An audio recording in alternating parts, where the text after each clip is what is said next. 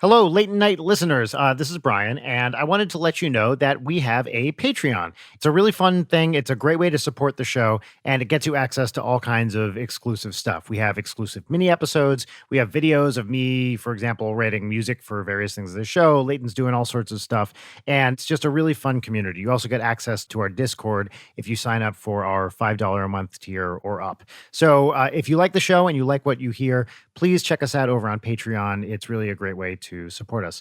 Thanks so much, and enjoy Late Night with Brian Wecht. It's my Don Pardo impression. Hey everybody, it's Brian. Before we really get into the episode, I did want to let you know that there is a brief mention of self-harm around the 13.5-minute mark. So if that kind of thing upsets you, please skip past that. If you skip around 15 minutes, that'll get past it for you. All right, so have fun. It's a great episode, a really fun guest. Enjoy.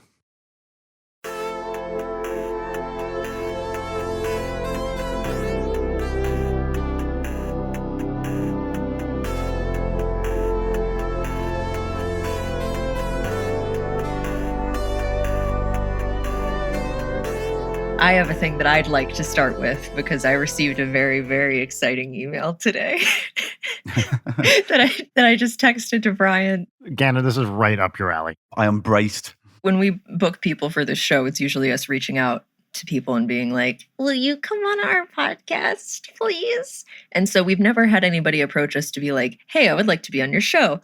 So today I received this email. Subject line, guest available for interview. Flat Earth expert. Excellent. From hello@theflatearthpodcast.com. Dear Leighton, hope this message finds you well. I recently came across your show, Late Night with Brian Wecht, and would like to ask if you'd be open and available to having Mr. as a guest interview to discuss the topic of flat Earth. It has been featured twice, and then parentheses, 2 times, on Sam Tripoli's Tinfoil Hat, Alex Jones's InfoWars, and Owen Benjamin, along with numerous other shows. And then it's a bunch of links to videos that I watched of him talking about flat Earth. And it's like piano music, him talking to podcasters who are all like, you're really blowing my mind right now, man. Like, I'm convinced. Oh. So, gotta book him immediately. Why would you, if you're trying to get on a podcast, be like, and I was on InfoWars? Yeah. It's like, hi, please take me seriously by looking at all this mad shit that I'm about to link you to. Paul, are you aware of InfoWars? Is that a thing you know about? I am aware of InfoWars. It bleeds across the internet. You can't not get your hands covered in its blood at times. To us, Alex Jones is almost a caricature, like a puppet, a cartoon character that we sit back and kind of laugh at. But I'm sure when it's closer to home, it's a little bit more kind of like an open wound in the nature of the character of your country. Yeah. Oh, it's terrible. We can get back to this flat Earth guy in a second. The best Alex Jones thing that ever happened, and I'm probably going to get the details wrong, was he's been in court several times. And during one of those appearances, they were like, do you actually believe this? Like legally, you have to say if you believe this. And he said, no, about whatever bullshit he was talking about. So like, he has been documented in court as he's just lying all the time, and he knows he is. Didn't he say he was playing a character? Yeah, he said, I'm basically playing a character to sell shit. Wow, what a really shit character. Yeah. Yeah, it's same with Tucker Carlson, because there was that lawsuit thrown at Fox where like they straight up were like, yeah, none of this is educational or true. Just so you know, we're lying to you. Very same situation. You get the impression that most news programs should have the same paragraph that films end with, where no events that took place in this film based on true events, any names and things that are similar or completely coincidental. It feels like that should be in front of most news these days. Yeah, I agree. Yeah. Hey, that's my hot take, by the way. Ouch.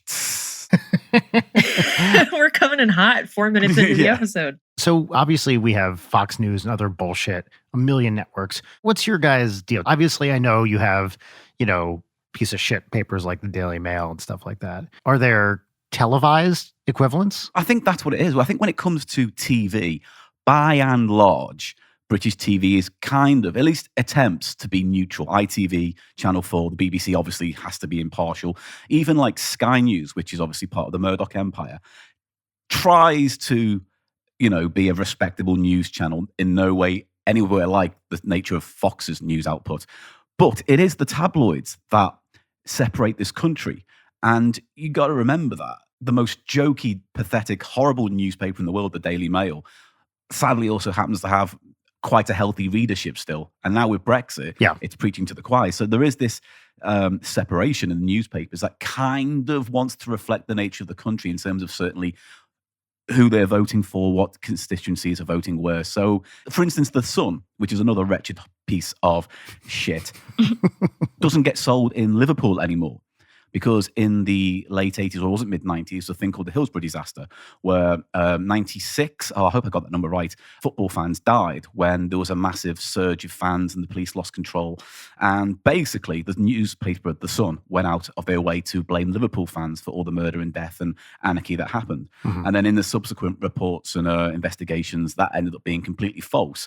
But it was such a slur that Liverpool and its nearby areas said, we aren't stocking The Sun anymore, so you just can't buy it in that area. Wow, because they were just so angry about all this bullshit. Yeah, The Sun is not a nice newspaper, but again, it falls under the same arm as the Daily Mail. It's all offshoots of Murdoch's empire. And it's interesting because I've started working for a radio station in the UK called Times Radio, and it's a news-based station. And unfortunately, it is owned by News UK, which is Murdoch's thing. But when people look at the station and they say, oh, it's attacking the BBC, it's not so much that Murdoch doesn't want impartial news, I think, and have a stranglehold in that. I just think he has an irrational hatred of the BBC, and once that's destroyed, he can replace it with his own vision of it. So we're in this weird situation now where we've got this, certainly in the UK, it's leaning towards a more American type of news presentation. And that's where I go, that's a bit worrying. Yeah, the 3 years I lived there, we actually never got cable. We never got a TV. Yeah, you missed nothing. Well, exactly, because we just watched everything online anyway. Yeah. And you could even watch, BBC stuff online if you just put up a browser. It was very easy for most of the stuff you'd want to see anyway. And we never paid our TV license, by the way. Yeah. Because we didn't have one. Leighton, do you know what a TV license is? No, what the hell is a TV license?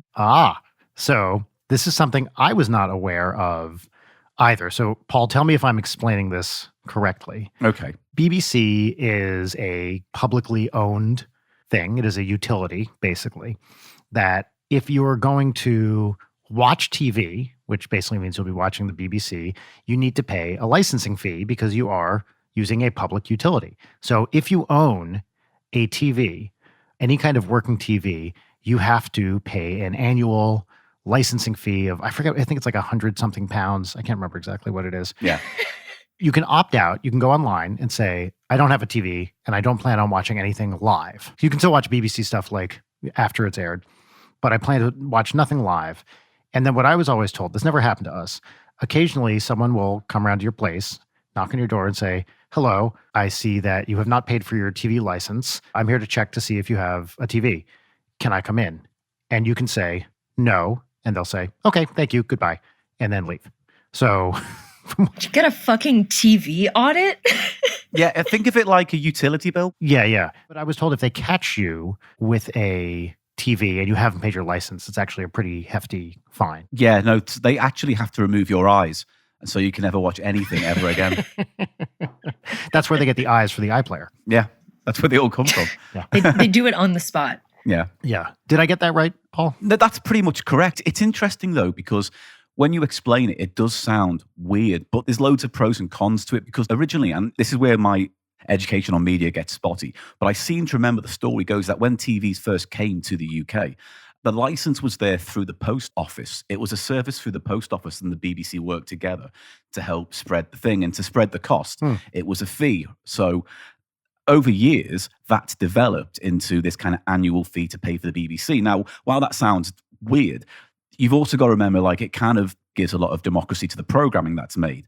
So, we pay for what we want, and the more money we put in, the better the shows. And so we do have this weird thing where we seem to pay a lot comparatively per year for the BBC.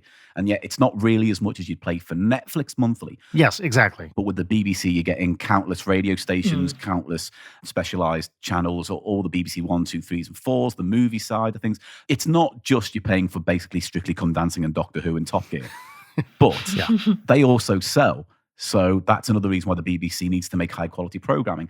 The issue now is with the Netflix model coming in and every single network and content creator in the world creating their own apps and channels for their own content, you get this repeat of like the monopolies of the studio systems. What was it, 1920s, 1930s? And how it was choking. So now the BBC has to step up. Does it change completely how it gets its money and goes for a more Netflix model? Or does it try and cling on to this thing that's worked for almost 100 years? Right. I would imagine the more you have conservative governments in power, the more they want to privatize and get rid of public utilities and blah, blah, blah, blah, blah. Yeah. So I would imagine most or a lot of conservatives, let me just say, are pretty anti-BBC anyway, because they don't think anything should be publicly owned. Well, the BBC is a weird one because it's damned if it does and it's damned if it does. Doesn't. I forgot already about what I said. That's really bad start for a sentence. But it can't win because there's always going to be people who say you've got too many right-wing people on Question Time and too many plants in the audience. Cut to, oh, there's too many left-wing comedians on panel shows and the right-wing comedians aren't getting a voice, so no wonder it's there. So it's either a sign of how successful the BBC is, that it can still be so polarizing, or it's fundamentally going wrong somewhere. Mm-hmm. I think if they're getting complaints from both sides, that's probably pretty good. You're probably doing it more or less right. On and off, I still work for the BBC, for BBC radio station called BBC London. And outside, they have a statue of Orwell. I was thinking of Orson Welles then, and I couldn't get his face out of my mind. But yeah, Orwell. George Orson Welles. Yes, that's correct. There's a quote on the wall that effectively says, and I'm not going to get this word perfect, but it's the mark of a good journalist to tell people what they don't want to hear. Mm-hmm. And I think that's kind of the remit of the BBC. It should be that. It should tell you what you don't want to hear, because anyone who does do that is probably selling you snake oil. I mean, Fox News. Yeah, as you may have seen some coverage of this, but now there are even farther right, even kookier sites here called Newsmax and OAN. Is that what it is? Yeah. The Onion News Network. Yeah. Yeah, pretty much. I have a BBC question for you, Paul. Were you around when they did the Ghost Watch thing in the 90s? Oh, wait a minute. Leighton, I did not prime her for this, by the way. Okay. Oh, excuse me. Are we about to get some juicy information here? Well, you're speaking to an expert. I am a reasonable expert on something that does not exist. So it's great productive use of my time. But I've managed to get some mileage out of it professionally. So win-win. But I mean, I was too young. I was 13 when Ghostwatch came out because that was 93, I think. 91, I think. This is actually a great place to introduce ourselves, even though it's earlier than we typically do in the show. Hold on. Sorry, Brian. This feels premature. We're not an hour into the episode with the listeners completely adrift with who our guest is. Everyone, this is Leighton. Hi, that's me. I'm a goblin woman. The voice that you just heard was Brian Wecht. What's up? And mystery guest. Do you care to introduce yourself? Hello, my name is Paul Gannon, and I do weird things online professionally. So in the context of what Leighton was asking about, can you talk about what your qualifications / credits are in the ghost department? This is a job interview now. Yeah, it is. It just feels like it. All of a sudden started getting palpitations and my hands are sweating. What would you say are your 5 worst qualities, Paul? The grass is always greener for me. There's always something better around the corner. I'm reasonably selfish at times. I don't take risks. I can't please women in bed, and I have a problem with cheese biscuits. Okay, great. Great answers. That was 5, right? Because I could go on. Wow.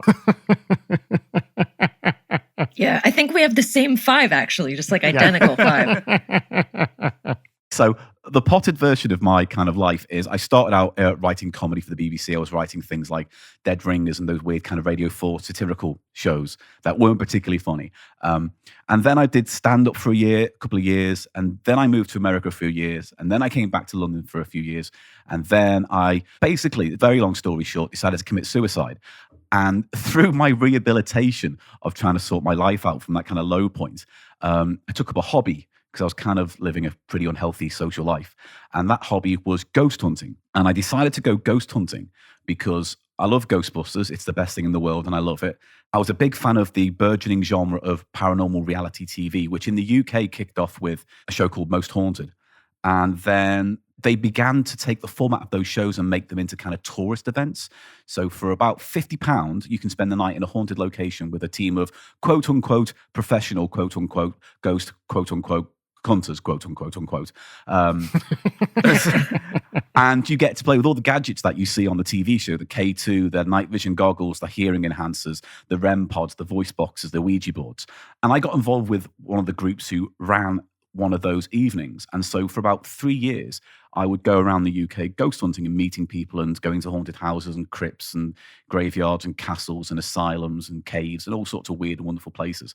And then that led to a bloody theatre show called Psychic and Science, which basically took the elements that you all recognise from shows like Ghost Hunters and put it on a stage. And so it was like a live stage show where we locked the theatre down and we did ghost hunts around the place and experiments. It was a crazy time. And then I turned that into a solo show, which went to Edinburgh and was a massive failure. But but was very funny and great. Yeah, but I mean, I was happy that I did it because one of the kind of bucket lists of my life was do a solo show in Edinburgh, and then the box underneath that is and financially and socially live to regret that decision. So I did those two, and then I stopped doing stand up and I got into podcasting and YouTube stuff, and then it all kind of came around again because someone said you should turn that thing into a book. So I'm trying to turn everything that's happened in the past, 15 years of my life into a book. Wow.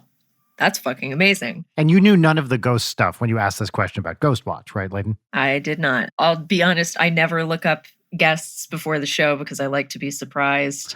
It's also vastly easier to do zero research. Oh, it's so easy to not do research. I don't have to know a thing. I just get the Zencaster email, I log on, I do some stupid bits and make friends. So, We have a little affirmation exercise that we do backstage before Ninja Sex Party shows where we all get in a little circle, we put our hands in, and we say together, 0 preparation, 0 expectations.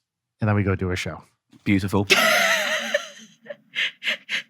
Part of my mantra for all like the podcasts and the YouTube stuff is I do. When they say, what kind of work do you do? I say, I like to do very professional, unprofessionalist work. Yes. Yeah. So I put a lot of time and effort into making things look really quite shabby and unprofessional. Yeah, it's the expectation versus the reality of the thing. Yeah. Part of one of the things I enjoy about what I do is I kind of like when audiences can see the seams or, see the breaks. You know what I mean? I think it brings them in a little bit. Totally. It's humanizing. Yeah, and it's also a legit aesthetic choice. I mean, Leighton is certainly an expert in this wearing or de-resing, whatever, making things look like they're from the 70s and 80s kind of vibe to stuff. And I feel like that is, first of all, a legit thing now, and second of all, just looks cool. But Leighton, you would say that's a big part of your aesthetic, right? Oh boy, the word of having an aesthetic. I mean, yeah, I would say so. I mean, I'm obsessed with obsolete media. And also I think that we peaked with shitty large computers and big chunky keyboards and all like blank VHS tape graphic design. Like society has progressed past the need for gradients and smooth rounded edges and all of this like homogeneous postmodernism design. Let's take it back. Let's go back. Paul and I grew up with this stuff in a way you didn't. Paul, Leighton is much younger than we are. How dare you talk to me? Oh, sorry. You know what? Much younger than I am. I judge people by whether or not they were born during Ghostbusters 2 or not. If they were born after Ghostbusters 2, I kind of don't care about your opinion anymore. When did Ghostbusters 2 come out? 1989. It's easy to remember because the first thing it says is 5 years later. Yeah. And everyone knows Ghostbusters came out in 1984. Easy. What else do you want? Easy. So, Leighton, do you want to do an age reveal for Paul? I hate every time we do this fucking age reveal, Brian. I love it. I was born in 97. I'm 23. Then this conversation's over. I'm sorry. My opinion is invalid. Yeah. Don't take it personally. I'll go find the flat earth guy and all. Think of my opinions like Logan's Run. It's like once you get to a certain age, I'm done. I'm not interested. I think you said the idea was someone being born during Ghostbusters 2, which I really like the idea of, is that there's some pregnant Ghostbusters fan out there who was so excited about the movie that they went into labor, but was like, fuck it, I got to go see this. It wouldn't surprise me. You hear stories across fandom in general where you hear people go the extra mile to have that certain dinner time conversation that you just know always comes up at Christmas about how, oh, you remember when you were born? I tried to keep you in. Well, we found out if Anakin was really going to turn to the dark side. And you just think, oh, God, Mum.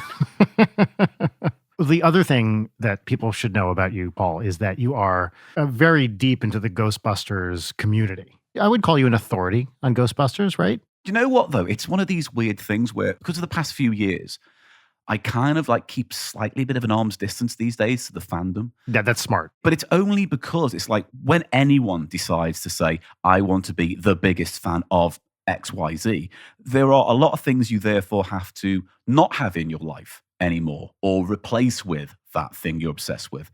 And I saw a lot of people fight to get to the top of who was the biggest Ghostbusters fan. There's one guy, and I forget his name. I think it's Peter something or other. But he's this old guy. Venkman. Sorry, the character's name is Venkman. No, I think I'm going to know that, sir. How very dare you?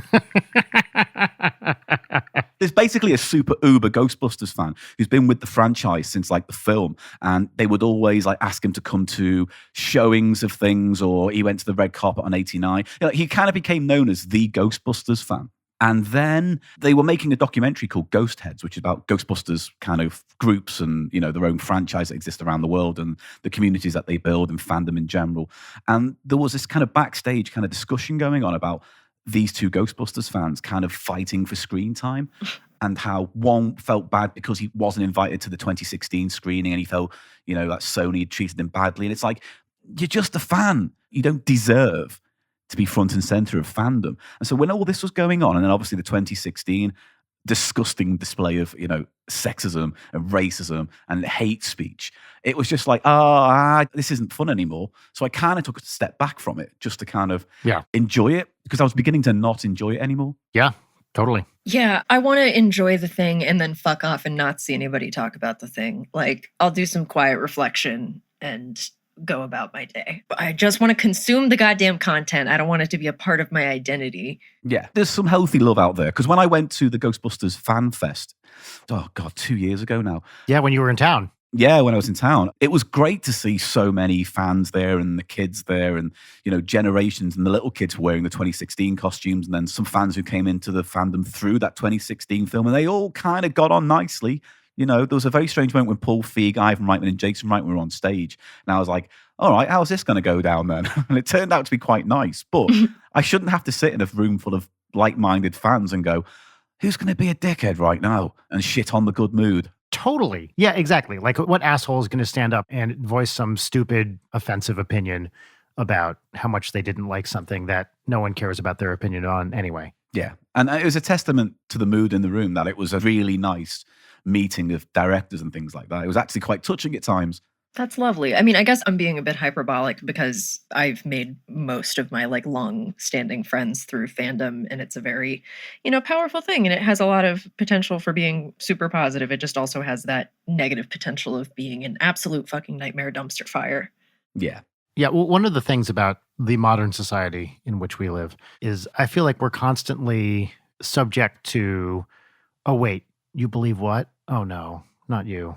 Kind of moments, which the 2016 Ghostbusters was a great example of, probably for many people. If for whatever stupid reason you really didn't think 2016 Ghostbusters should exist in the way it did, probably there were warning signs out there before that movie came out about your personality. Yeah. Of course. I just feel like we're constantly bombarded with, oh no, oh come on, dude, not you, kind of moments constantly. It's additionally a bummer because the level of hatred that thing received was just so ugly, but also it was indeed a fucking terrible movie. Maybe a hot take, but not for any of the reasons that people were getting pissed about. It's just not a good movie. I loved the 2016 movie, but I went in knowing that it wasn't going to be close cousin to the original movie. So I kind of appreciate that it's very much a part of Paul Feig's tone. And ultimately, I think it's that tone. Don't get me wrong. My opinion is like, I like the Ghostbusters 84, then I like the 2016 one, then I like Ghostbusters 2. That's kind of how it stands. And that's fine. And that's just my opinion. Wait. Okay, sorry. Put Real Ghostbusters in that ranking as a series? That's a different canon. That exists in its own universe. So I just love that separately. It's a nice little bubble thing I enjoy. Okay. I can just pop in and go, oh, yeah, the Bogeyman episode. That's nice. That is a good one. Yes. Yeah. There's another episode where Slimer does a naughty thing and causes a lot of trouble. And then everyone at the end goes, oh, Slimer, as he falls into a cake. You know, it's that kind of thing. I don't think we've ever talked about this, but the existence of the New Jersey parallelogram was a big deal for me growing up in New Jersey. Really? Which I always really loved. I'm 90% sure this was a Real Ghostbusters episode. There's something like the Bermuda Triangle, but instead of the Bermuda Triangle, it's the New Jersey parallelogram, which is some like nexus of supernatural activity in New Jersey somewhere. I fucking love calling it the parallelogram. That's so much more exciting than the Bermuda Triangle. I can't remember the name of the title, but it is a Ghostbusters episode, and it involves Peter Venkman's, I want to say his dad or his uncle coming back, and you find out where Peter Venkman gets all his shyster, grifter kind of con man talk from. Yes, right. And through his dad's naughty dealings, they end up doing something to that parallelogram and releasing all these ghosts into New York. Yes, I remember that because the subway cars turn into like giant kind of worm things. I remember this now. Yeah. Oh, I don't know. Because that also could be Lost and Foundry, which is the episode where Ghost falls into a molten vat of steel. And then its ghost is separated out into every piece of steel that was sold into New York. So then everything starts coming to life in New York. Girders. And I think a train was one. Oh. But they all bleed into one at some point. And wasn't that in the credits? No, because the opening credits was its own thing. I love talking to you, Paul. Like the casual command of this trivia is breathtaking to me in all the best ways. I just feel conversation by conversation, I reveal to the world how lonely I really am. So remind me, where are you specifically right now? What city are you living in? I'm still in London. Because, I bounced around for a bit with work, but I am in London now, working freelance for some radio stations and obviously the podcast stuff. So I'm back in the big smoke. And obviously it's a great time to be in London right now. So that's a great time to be everywhere right now. Have you and Eli been getting together, or have you done everything remotely? Sorry, what I'm talking about, everybody, is Paul's very funny podcast, Cheap Show, which I've been on at least 3 moments. Yeah, you're on the Your Envision episode. You're in the 150. Yes. And then you're actually in the very first episode of the one that we released as Cheap Show. Right. Because we kind of revamped it, because the first version of the show was absolute dark dog shit. So we revamped it and called it Cheap Show. And since then, it's been a success-ish. Was that the thing we did live? Was that the first episode? Because I remember doing a live show with you and Eli where we ate bad candy. Yes. What kind of bad candy? I can't remember now. It's 5 years and 208 episodes ago. It's so long ago. Yeah, it was like right before I moved away from London, which would have been 5-ish years ago. Yeah. And we did it at the Camden Head, upstairs at the Camden Head pub. And I feel like you were going to do a recurring bit, or you were just going to torture me with bad British candy. Yeah. And now I'm not a candy person anyway. I remember this candy being very off-putting, like very off-putting. Too sweet, but in a disgusting way. I feel like one was shaped like a butt. Oh. But I could be wrong about that, right? Butt candy. I don't know. The thing is, when we started doing the podcast, we didn't know what we were doing. We had no format. All we knew is that me and Eli had failed stand-up careers and we needed a plan B. And so we foolishly thought we could start it by being a live show. But it's really hard to get a good vibe in a room when the audience is like mostly German tourists and 2 pissed rugby players at the back. Those first few episodes, there are germs of what the show becomes in those live shows. But then the minute we decided to stop doing it live and take it to a studio and record it, just me and him, it was infinitely better, and the format fell into place because we suddenly realized, okay, well, me and you spend a lot of time in charity shops and secondhand shops, and we like bargain hunting and Poundland. So let's make a show where we look for the best or the absolute worst in these charity shops or thrift stores or whatever. And then since then, it's just been this 5-year genre hopping weird podcast that I am really proud of, but I always say to people, it's such a hard fucking sell because you've got 2 guys in an abusive relationship fighting over pointless ephemera they buy in charity shops and then building a world of characters and adventures and format-breaking episodes. And we somehow managed to get to 208 episodes. And I was thinking about this the other day. It's like we've done a fake awards episode, 2 murder mystery episodes, a couple of live shows. We've done a walkabout episode where we just grabbed the microphone and went for a walk around London. We've done some night bus episodes. Ooh. All sorts of weird stuff. Obviously, we did a few Zoom things. We did a couple of horror episodes, a couple of sci-fi episodes, because we can, weirdly. It all seems to still hold together. So I'm very proud of it. But yeah, it's a really hard sell because it's super vulgar. But it is very, very funny. It sounds so delightful, though, as a fellow ephemera enthusiast. Big question. What's your favorite thing you've ever found? What I'm about to tell you will take us down a really long conversational rabbit hole. So I want you to know if you want to know what the best thing we ever found is or what my favorite thing we've ever found is. I want the long one. Both. Best of both worlds. Okay. So part of the show is we look for vinyl. Anything we can find. We love novelty hits. So we love, the kind of one-hit wonders. We love the stuff that you don't remember. And one day, Eli turns up to the show. Eli Silverman is my co-host. He's a comedian and actor and stuff. He's recently in a film with Stuart Ashens, who's a big YouTuber in the UK, called The Ashens and the Polybius Heist, which is a kind of spoof Ocean's 11 thing about stealing the Polybius cabinet. He's in that, and he's very good in it, which I hate saying because I hate giving him compliments. Anyway, Eli is the record connoisseur. He knows everything. He's really well knowledgeable about all this kind of music stuff. And he came up one day with this 7-inch vinyl. And on the front, it looked like a microchip with a face. And on the corner, it just said Winky, right? And I was like, this is excellent. So we put it on. And it was this 80s French dance hit. Really poppy, really silly, pointlessly epic in its tone at times. But we couldn't figure out what it was until we saw this TM trademark logo on the end. And we thought, well, what's a Winky then? What happened next was a 2-year rabbit hole where we found out the most amazing story behind this record. And it led us down a story about a nightclub in San Francisco run by a madman called Dr. Winky, who invented a toy called the Winky badge, which didn't catch on, but it was sold in a few stores in LA. To publicize it, they had a billboard set up on Sunset Boulevard just by the Standard Hotel. Yep, on the Sunset Strip, like prime Sunset Strip right there. Yeah, just off there. And for 6 months, 12 people lived on that billboard to try and win a competition that promoted Winky, and they would get a movie deal and acting credits and things like that. That went on for 6 months. It involved people being on fire, sex, drugs, and rock and roll, prostitutes, arguments, and marriage. It involved the artist Keith Haring from New York and his artwork. Yeah. It involved people going missing. It involved the New York leg. And then eventually it swung round to this record that was made in France, which still had no connection to the stuff in LA. So then we found the guy who wrote it, and he was this man who went mad. And he had 2 videos on YouTube, 2 weird songs. And when we found them, it turned out in the 13 years the video had been on YouTube, me and Eli were the first person to play it. So it was this weird thing. And then we found his co-writer and we spoke to him, and he told us the backstory about how this song came to be. And basically, long story short, it came about a year after the toy was attempted to be sold in LA. And a friend of this songwriter in France wanted to buy the toy and try and sell it in France, but this time make a song to promote it.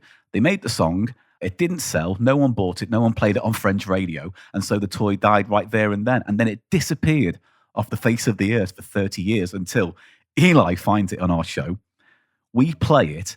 All of a sudden, we start getting emails from people who start buying Winky badges online because we found that the badge was a toy and this guy had like 50 of them.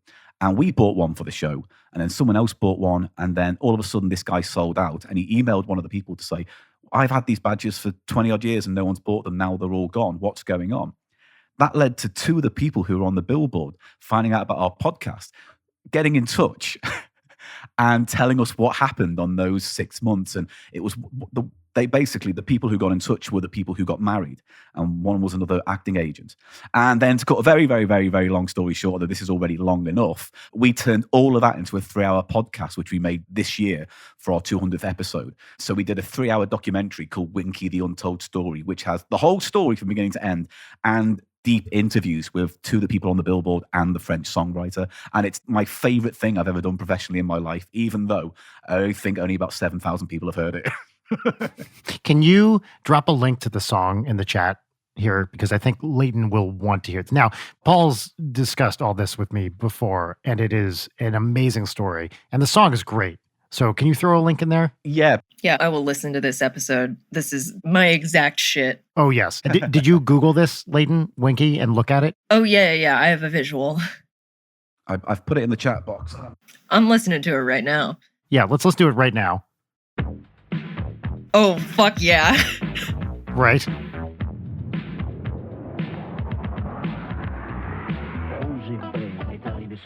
Why does this slap so hard?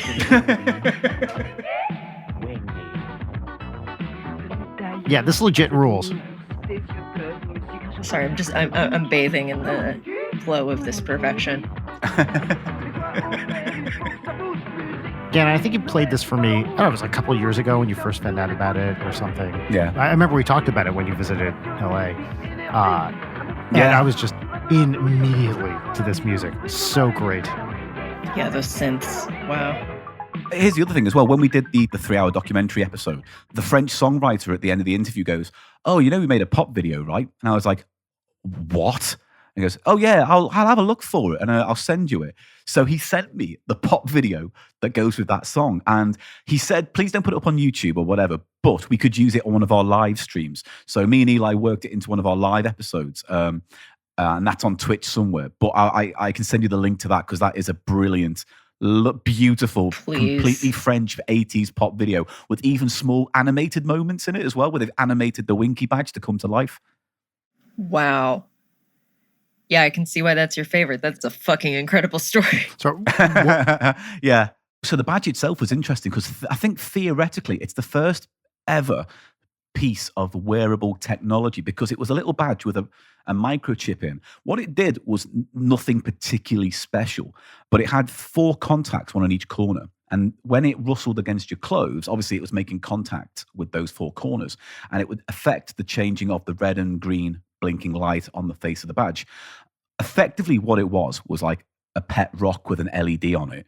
But that's effectively how they were selling it. So when you bought the badge, it had this really long spiel on the inside about where it came from, what it does, what it can do. Oh, it can improve your life. It makes you more conversational. It helps you make decisions. It can do this. It does none of that. It does none of that. A chia pet has more influence on your life than this badge. But the theory is that because he didn't sell it, it became something he gave out in his nightclubs in San Francisco. DV8 was the name of the club. It was opened by Keith Haring with a beautiful mural that Dr. Winky then went on to steal when it all went to shit years later. But there's so many fascinating stories about that because a few people who worked at DV8 in the late 70s, early 80s got in touch and went, oh, we heard about your episode. Do you want to know some crazy shit about what happened in the nightclub? Such as when Grace Jones punched out someone because they were playing with her child that she brought to a nightclub, and just weird stories like this. That's amazing. Yeah, I'm looking at a how-to guide to make your own off-brand Winky because that seems like a very simple little soldering project, which is a thing that I love to do. A fan of Cheap Show put that together and put a link up as a result. Really? Yeah, he made me and Eli our own. That's amazing. It is incredible to me. I mean, you can trace all this literally back to you guys, right? Like, this was not a thing that people had rediscovered before you a couple of years ago. No, this is the weird thing. This isn't like the Get Along Gang or, Sylvanian Families where you go, oh, I kind of remember that. I kind of remember Wuzzles. It's not. It's like, this is something I'd never heard of before, but had this weird, massive kind of media footprint for 6 months in 1984. I wonder, because that was like peak Sunset Strip. That's like Motley Crue era Sunset Strip in the mid-'80s. There must be people who remember this. Yeah, I'd imagine so, because there was also traffic going past all the time. Yeah, that's what I mean. There were numerous news media there for various events, like the wedding. I imagine a lot of the local prostitutes knew what were going on at the time, whether they're still there or not, who knows? Let's not look at that too closely.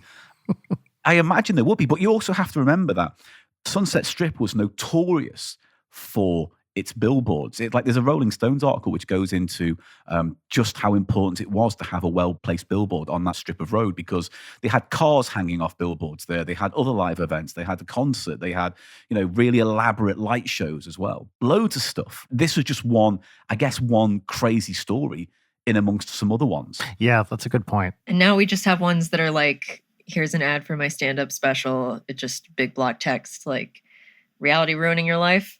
I'm so sick seeing that goddamn billboard. It's everywhere. Yeah, it's that, and it's all cannabis ads, too. Lots of cannabis ads. Oh, my God. Yeah, the gentrified, weed delivery. Yeah. It's so weird. It's so weird, because I lived in LA on and off for a few years. And I remember when I came back to do the Ghostbusters thing and then see you, Brian, and do the Winky thing, it'd been about almost 15, 16 years. And just to walk around and smell weed everywhere and then see the cannabis stands, I was like, when did this become New Amsterdam? It just felt really strange to walk around in that environment. Yeah. As a pilgrimage, I did go to where the Winky badge billboard was. And it was by the Standard. And I just stood there and looked at a massive, giant sign for a Netflix show. Yep. Of course. I remember right after I moved here, one of the first things I saw was just kid walking down the street, just rolling a blunt while in motion, which is not easy to do. But, it was just ambling along. No. Really just doing some expert blunt work. They fought this for so long, but that country took to it so quickly, like it was second nature. Yeah, and It's amazing to see how many, even in the recent election, like I think Jersey just legalized weed. Really? A bunch of places did. What was it? Colorado went first to legalize it first, something like that. I think so. Yeah. Because wasn't the story that the police force were giving out bags of Doritos, but on the backs of the bags, there were rules about how you can't use marijuana. So like the do's and don'ts of what you can now do. Oh, really? I didn't know that. That's amazing. I don't know if it was that state, but there's definitely a story about they were giving out munchies to stoners and just with a stuck-on label saying, don't do this and you can't smoke it here, which is pretty clever. Yeah. See, like, that's the kind of stupid thing I would buy on eBay, you know? Like, I have a problem. I'll buy weird novelty ephemera on eBay. Yeah, I totally sympathize. Because of the podcast, I have a problem with board games. And now my house is full of board games and my bank account isn't full of money. And it's all eBay's fault. Yep. Tell that to my huge collection of VHS tapes and also like vintage Blockbuster shit. Oh, you'll get on with a friend of ours called Richard Sandling then. Oh, yes. Oh, yeah. Sandling is a big lover of the VHS format. Yes, as well as generally a film guy. Oh, yes. Ah, I love a fellow film bro. He just made a sci-fi comedy called Phase, which I still have to see. He did, yeah. I was one of the backers, and I was on his Perfect Movie, the newest iteration of it, over the summer show. I was on that episode with you, I believe, and I remember it being a lot of fun. Didn't you do Ferris Bueller? I seem to remember in one of the scenes. Oh, that's right. Of course. It was both of us. That's beautiful. I said this on that episode, and I've told this story a bunch of times, although not on this podcast, but Paul and Richard Sandling, the guy we were just talking about, were the first two British comedy people I met when I knew I was moving to England. So Danny and I were performing at Geek Week in Boston. That's right, yeah. Yeah. And Paul and Richard were also performing at that, doing stand-up stuff, right? And I remember meeting you guys in the green room at the actually now defunct Improv Boston. They went out of business or lost their space, I should say. That's kind of a good and a bad thing based on the stories I've heard, but that's a different discussion, I guess. Yeah, that place had a lot of drama and stuff, but I had so many great experiences there. But I remember meeting you guys and being like, hey, I'm moving to England in a few months and we should all hang out. And then we saw each other very sporadically, but frequently over the next several years. Yeah, it was frustrating. Yeah. Because that's London in a nutshell. You can have your closest friends in London, but never see them. Yes. You could live 2 streets over for whatever reason. That's a lot of effort because London wears you down. As you know, same thing with Los Angeles, right? Oh, yeah. The story of Los Angeles is I have so many friends here and I never see anybody. That's everybody's like, Yeah. You either don't know anybody and you feel very isolated, or you know a lot of people and then you never see them and you feel very isolated. And that's Los Angeles. Yeah. And you see each of them maybe once a year and you're like, oh, we should do this more often. And then it's like 2 years past and you're like, hey, what's up? When was that last time I saw you? 3 years ago. We've had 2 kids since then. I was like, oh, yeah. Oh, dude. For us, we've been in LA 5.5 years now, about that. And there are people I saw, I think the first year we were out here, who I was like, yeah, let's hang out again soon. And I cannot believe it's been 4+ years since I've seen a bunch of these people. And it feels like, oh yeah, I've been meaning to get around to that. And it's not for lack of contact. People are just busy or... Yeah. Actually, I saw all these people. I saw more when I was visiting LA before I moved here than when I actually lived here. Mm. So one friend, probably been a year and a half since I've seen him. I texted him a couple months ago saying, hey, we've been doing backyard hangouts occasionally during pandemic. I would love to see you if you're available. And he clicked a thumbs up on it, and that was it. Yeah, it's like for me, realizing that if you actually want to see one, you have to be like, hey, are you free next Thursday or Wednesday? Please let me know a time that is good. Yes. Or what I found is even more successful is, hey, are you free right now? I'm next to where you live. Are you free right now? Yeah. That's my nightmare, Brian. It is also how horror films start. Yeah, that's what like fucking Matt Watson does. Like, I remember I was in Germany and I got a text at like 4 a.m. LA time that was like, hey, I'm outside your apartment right now. Like, dude, what? I love that move because it's also like, if you're not available, that's no hard feelings, whatever. But if it happens to be that you're around and free to do something, great. Now, I would not do that late at night. It would be like an evening or middle of the day thing. I never go out in the evening anymore because I have a child, but it would be like in the middle of the day, hey, I'm in whatever, Culver City, are you here? It's not like I get upset when people aren't available. And I don't even do this that often, but when it works out, I think it's great. I love doing it because then you get to see people. Yeah, as somebody who's constantly looking for reasons to feel guilty, despite you not being upset about it, I will feel the guilt of like, oh man, I should have been free so I can go hang out with this person. They're never gonna want to hang out with me again. Fuck. I killed off all those emotions years ago. I am completely fine with being a flake.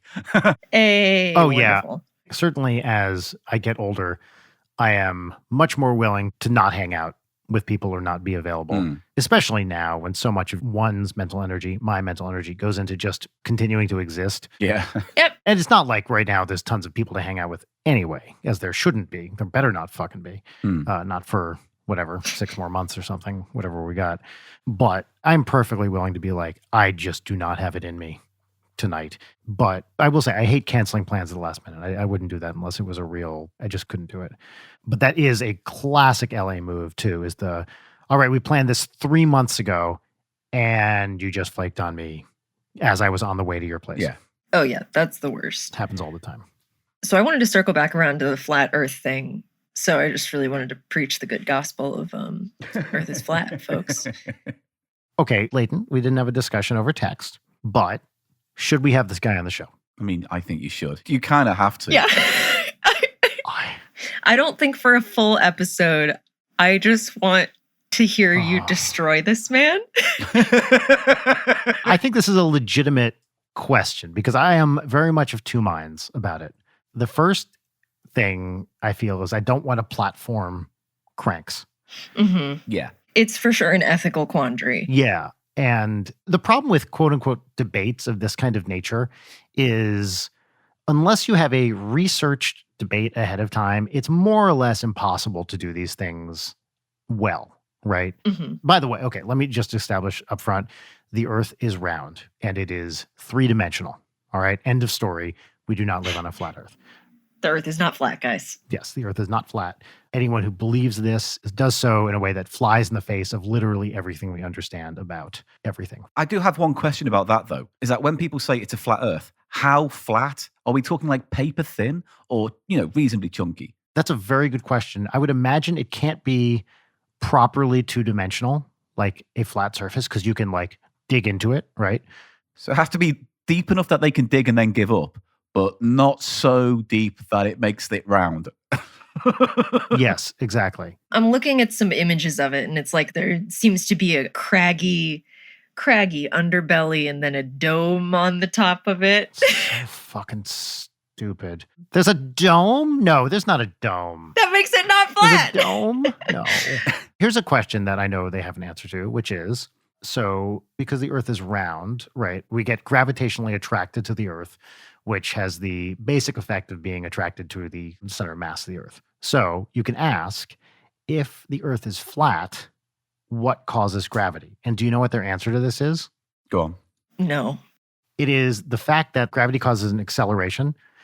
Basically, this disk that is the Earth is accelerating upwards at 9.8 meters per second squared. Oh, I see. What they're saying is it's like we're in a lift going up really fast. Correct. And we're in a lift that is accelerating at a constant acceleration. So you might ask, okay, constant acceleration means at some point you will go faster than the speed of light, right? The acceleration is the rate of change of velocity. If every second you add 9.8 meters per second to your velocity, at some point you get faster than the speed of light. They must have an answer to this, like, why doesn't this violate relativity? They probably don't believe in relativity either. No. Because you can't think the Earth is flat and believe in, for example, general relativity, the theory of gravity. But yeah, that was one thing that really fucking blew my mind when I read this, is they're like, oh no, they really think that we are in a disk that is accelerating upwards at constant acceleration. Like, fuck you. I'm sorry. Now I'm mad. I'm actually mad. So what do they think is happening with the sun and the moon? They think the moon's fake, right? Oh, do they? There are theories about a fake moon, yeah, and a hollow Earth, and that the sun's a satellite, and we're all in a marble hanging off a cat's neck. Or is that Men in Black? Okay, how do I put this so I don't sound like a cruel idiot is how it comes across. But I'm just going to come across as a cruel idiot. Paul, cruel idiot is basically our MO on this podcast. Right. I don't like punching down, but in this case, I just kind of need to qualify that. I just think a lot of people who are into flat Earth and hollow Earth and ghost hunting and demonology and all these kind of things, I just think they're very boring people who want to feel special. And by making themselves part of a movement, something that goes against normality or, the social norms, it gives them direction. It gives them a sense of identity. And I think a lot of people who do the flat earth thing do it because I think they just simply get off on the fact of being contentious, the whole no but, that whole approach. Yeah. Honestly, you're not punching down. You're just accelerating very fast upwards towards their face. When I did the ghost hunting, I never did it because I believed in ghosts. I was pretty confident there is nothing after death, and I'm reasonably fine with that. But I did it for the experience and the kind of people I met and their beliefs and the adventure of doing it and seeing how people behaved. And that to me was fascinating. And through that, I got to see the countless number of reasons why people did it. And the story that always springs to mind is there was one woman and she went with us to a place called the Hellfire Caves, which was a kind of underground nightclub in the 1700s for posh people who hated religion. Benjamin Franklin apparently went there and had a few orgies, apparently. Long story short, woman was there asking all these interesting questions about what it means to die and what happens to the body and is there an afterlife. And obviously there's a psychic on duty, so he's feeding her all this kind of pleasant thoughts about moving on and the light and the beautiful bliss of nothingness in heaven. And I was like, oh, this is interesting. Then I went outside for a smoke and she was talking to her friends and it came out for the conversation that her husband was dying and didn't have that long to live. And she just wanted to know he was going somewhere after he died. And it's not my point at that time to step in, tap her on the shoulder and say, oh, this is all bollocks though, right? This is all bullshit. Yeah. Because that doesn't make me a better human being. No, it's one of those things where it's like, if this is what's helping you get through a difficult time, then do what you gotta do. Yeah. But also there's a level of where it's so easy to flip that into taking advantage of people who are similarly going, not saying that that's what that woman was doing, but it becomes very easy to prey upon people who are in that vulnerable position. I mean, that's how cults work and shit. Yeah. Yeah. And to be fair, you could argue things like flat earth is cultish thinking. Yeah, no, totally. Yeah, it's an identity thing too, right? I have conflated my identity with this belief, and so any attack on the belief is an attack on my identity. 100%. And I think that it's also true, it becomes not only part of your identity, you feel special because you know something they don't. And this is a big part of conspiracy thinking in general. And the fact that now we live in a time where these insane fringe viewpoints have very easy outlets on, you name it, whatever, Facebook, YouTube, pick a social media platform. So you can immediately find a ton of people who agree with you about basically whatever. It really just causes people to double down on all these things. Plus, that coupled with the complete eroding of the educational system, at least in the US and many other places as well, it's this confluence of identity, feeling special, and not learning how to think critically that just makes people really get all into these things. I think Flat Earth, it's just such a great example because it's so obviously wrong. Demonstrably in every single direction wrong. Flies in the face of absolutely everything we understand about science. If that were true, it would mean that a million other things would have to be wrong as well. At first, for a while when I heard about it, I thought it was like the birds aren't real thing, where people are doing it as kind of a joke. Or the spaghetti monster god. Yeah, exactly. Yes. It's like people doing it to kind of be silly. But my understanding now is that it's not. There are definitely people out there who are legit flat earthers who will claim that the earth is flat, and they're not just doing it to be contrarian. They actually believe it. And it is so upsetting. I'm going to get on a soapbox here for a second. If you believe the earth is flat, you're not really doing anyone any harm. You're an idiot, but you're not doing anyone any harm. But it leads very naturally to things like vaccine denial and climate denial, where you are again rejecting a very firm scientific consensus. And if you don't believe in climate change or that vaccines work, you are killing people. And to me, a slippery slope argument can be a tough thing to say. They're not always philosophically on firm footing.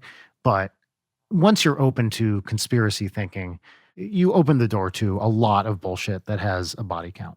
Well, and additionally, it is that algorithmic radicalization. Yes. Like you watch one video and then it's like, oh, hello, would you like to be radicalized in a terrible direction? Like, I saw somebody post a screenshot of a really fucking stupid looking video that was a guy being like, 10 things to say to turn women on. And it was like, okay, I have to watch this video because this is. Wait, hold on. Wait, what were they? Just real quick, what were they? Hold on, what was it? So first of all, the reason I went to try to watch it, it was a picture of the guy with like phrases and he was standing in front of a bunch of like charts, like graphs, because nothing turns a lady on more than graphs. Agreed, but continue. I got 2 seconds into the video and I just had to dip. It was so incredibly obnoxious. But then all my recommendeds were like pickup artist shit. One video, a single video. And then it's like, do you just only want this now? That's so upsetting. It just feels like part of the issue is not like someone's crazy thought, because we all have crazy thoughts. It's more that who amplifies those crazy thoughts. Like the most offensive thing to me about the anti-vax thing is that anyone ever took any notice of Jenny McCarthy at all, ever. And the fact that they did on this one note, that's offensive. Yeah. There was a website for a while called Jenny McCarthy Has a Body Count. Oh, wow. Because it is true. It is objectively a true statement that by encouraging people to not get vaccines, she and everyone else involved in this fucking thing was killing people. Right, www.jennymccarthybodycount.com. Show me, I want to see it. Holy fuck. I haven't looked at this site in years. It's depressing that it still exists, I guess. Would you all like to take a wild guess at number of preventable deaths? From all vaccines, or is it just MMR? From June 3rd, 2007 to July 18th, 2015. Wow. Can I ask, does the website just have a picture of her face and her mouth opens and the numbers run across her open black void? God, I wish. It's very GeoCities. I'm going to guess preventable deaths. Not that I would have a good answer no matter what. I know she was big anti-MMR because of like the Andrew Wakefield bullshit. I would imagine that she extrapolated that into vaccines in general. I'm going to guess it's in the hundreds of thousands. No, actually. Number of preventable illnesses is 152,000, but number of preventable deaths is 9,028, which I think that number it's got to be way higher than that. I wonder how they calculate that. That's wild. It's a hard question to ask as someone's dying. Did Jenny McCarthy do this to you? Yeah. It's like, hey, are you a fan of Jenny McCarthy, by the way? She was good in Scream 3. I remember her in Remote Control growing up. Oh, God. She was like the sidekick, I think, on that. Do you know what Remote Control is, Leighton? Yeah. We had a version of that TV show in the UK called Remote Control. I don't know how similar it was to yours, because that was an MTV show, wasn't it? Mm-hmm. Ours was hosted by Frank Sidebottom, who was a man with a giant papier-mâché head on. It was like a kind of general knowledge quiz thing with a spinning wheel, and then if they got ejected out the show, they got tipped backwards. Yes, exactly. Is that Frank the same as the movie Frank from a couple of years ago? Yeah, that's what it's based on. That guy, yeah. Chris Stevie. I'm awful when it comes to recalling actual information other than Ghostbusters plot points. Yeah, was there a John Ronson thing maybe? Yeah, John Ronson performed in Frank Sidebottom's band in the maybe late 80s, early 90s. And then before he went on to do his thing. So that whole book and the film was about his life working with Frank Sidebottom, basically. Wow. So Remote Control, if you don't know, Leighton, was a game show. I remember it being one of the first like funny, like edgy, hip, young game shows. And if you lost, you were sitting in these big kind of comfy chairs and they would eject you backwards and you'd be kicked out if you got eliminated. Do you fall into a thing? Is it a pit of spikes? Is it lava? I don't remember even what it was. I think you just like fell out of view. The thing I remember thinking was so funny was they had a speed round. It was like, you know, A or B. And so they had a game that they would play regularly called Dead or Canadian. And they would give you the name of a famous person. And you had to say if they were dead, Canadian, both, or neither. I just love that bit. Speaking of a game show segment, I feel like that's a good transition into some segments here. So what do you say, Leighton? Should we move it on to everyone's favorite segment? Do what you're going to do, Brian. Before we move on to a segment, I want us to say one thing. Yes, please. I don't believe in ghosts. I need to stress that really importantly before anyone thinks I applied like a flat earther to be on this podcast. I just want that stated, then we can move on. I'm happy now. Okay, great. We barely touched the ghost hunting shit, which is my bad. So before we go to the segments, the very first thing we said was Ghost Watch. So, Leighton, what were you going to say about Ghostwatch? Oh, I was just going to ask about your relationship to it. Oh, well, for me, I thought it was real when it went out on BBC, and it scared the hell out of me. When you watch it back now, it is dated in the ways you expect a BBC 1993 drama to date in terms of some of the acting and some of the aesthetics. But it's still really fucking good. It's still an amazingly effective horror. I mean, I call it a film because it is 90 minutes, even though it was broadcast on TV. Yeah. It's one of the most effective horror films I've ever seen, and that isn't me just being hyperbole. That is like, you know, the ghost in it pipes that lurks in the house throughout the thing. Yeah. That ghost appears like 13 times throughout the whole of the running time of that thing. And 1 or 2 times it's blatantly obvious and it's a good jump scare. But there are times when it's just standing outside in the garden, staring in through the patio window, or it's hiding behind the swings in the park. Yeah, they do that really smart thing where they show him and then they're like, oh, the callers are saying that he was in that shot. And then they replay it and he's not there. Like, yeah. A couple of months ago, I did this 3-parter like horror history podcast on the history of found footage. And I spend like a very considerable portion of time talking about Ghostwatch and like the influence that it had on the genre and like all the kerfluffle about it. Yeah, I love that shit very much. And if anybody hasn't watched Ghostwatch by this point, it's free on archive.org. And I just like can't recommend it enough. It's a really great time. It's a great spooky Halloween show. It's unfortunate that it was almost too good because the BBC never repeated it because they were kind of ashamed. Oh, they got in so much fucking trouble. It's such a complicated story because effectively what happened was Stephen Volk, who wrote that, who also wrote Gothic, which is an amazing film. And also he wrote The Guardian, the William Friedkin film about the tree that eats people with the nanny. Oh, wow. But he wrote Ghostwatch. Now, when he initially decided to write it, it was a 6-part show. And the first 5 parts are just like narrative drama, you know, multi-camera about this haunted house and how it leads up to the live episode. And episode 6 was going to be the live episode. So by then, you knew it was all fake. And even when the show went out, it was listed as a BBC drama, directed by, written by, starring. It wasn't hiding the fact that it was a production.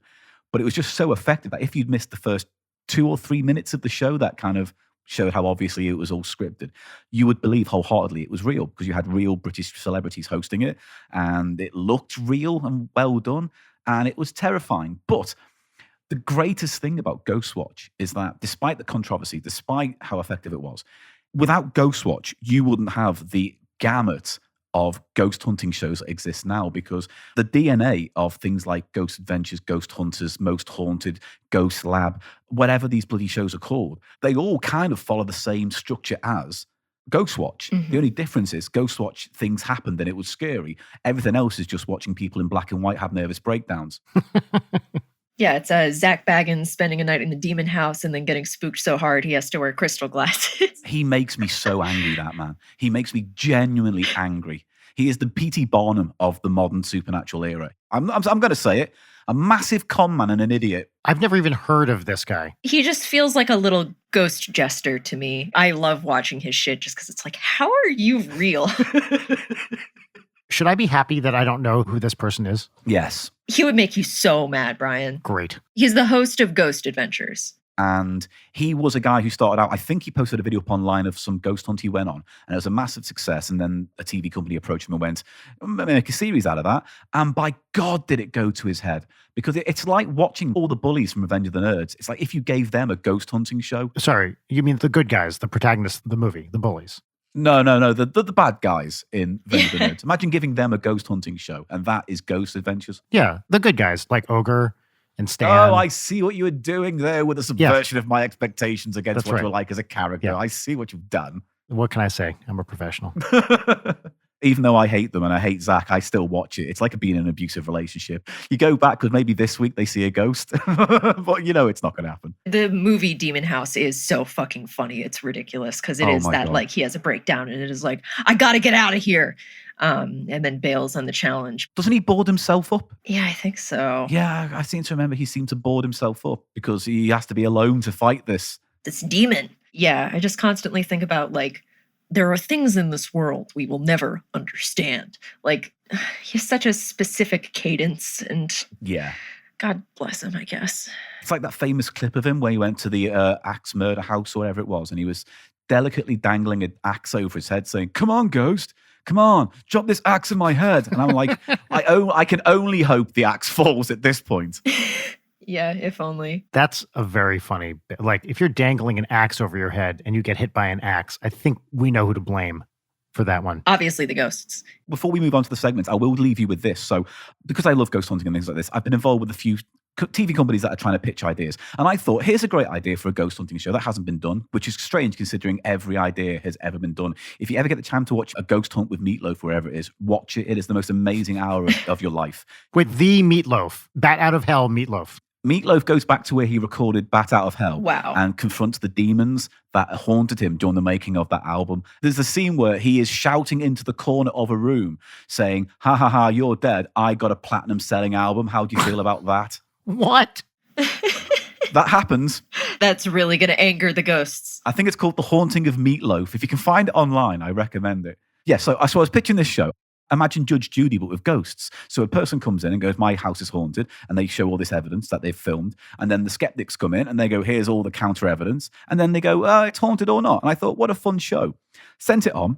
They pass it on to the History Channel. And then the History Channel replied about a week or so later.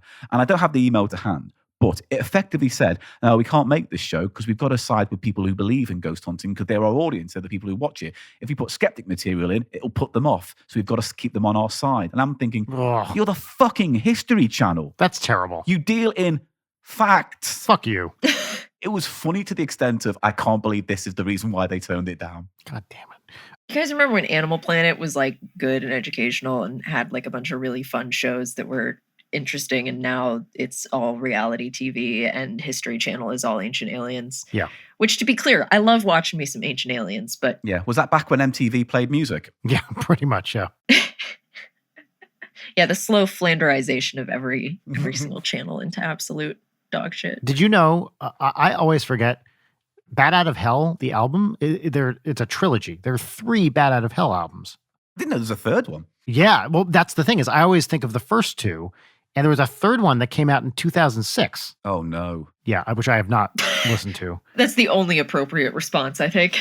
If a massive album comes out to one of the 2 biggest albums of all time, and I didn't know it existed, that's a bad sign because I don't know music anyway, but I know those 2 were huge albums. Totally. I remember discovering this, I don't know, like a year ago, because I think I was listening to Bat Out of Hell, which is not something I do that often, but occasionally I'll go back and listen to big hit albums from the 70s just to be like, is there anything here? By the way, on that note, the Kansas album, Left Overture, which has Carry On Wayward Son, is bad. Don't listen to it. Oh, yeah. It's a real slog. It's just prog masturbation, not in a good way. As someone who's catalogued the music of Emerson, Lake and Palmer, I can feel that pain. God, like fucking prog masturbation is just what it is when you're on antidepressants. It's like, this is going to take so long. Yeah, it's long, it goes nowhere, and there's a lot of keyboards. There's a fat drum solo in there.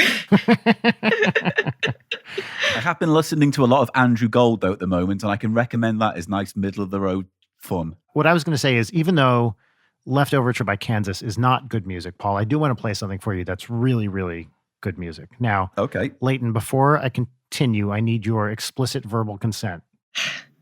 For what? What am I consenting to? You're consenting to me continuing on to what's popping. Yeah! All right, sure. that's a yes. Great.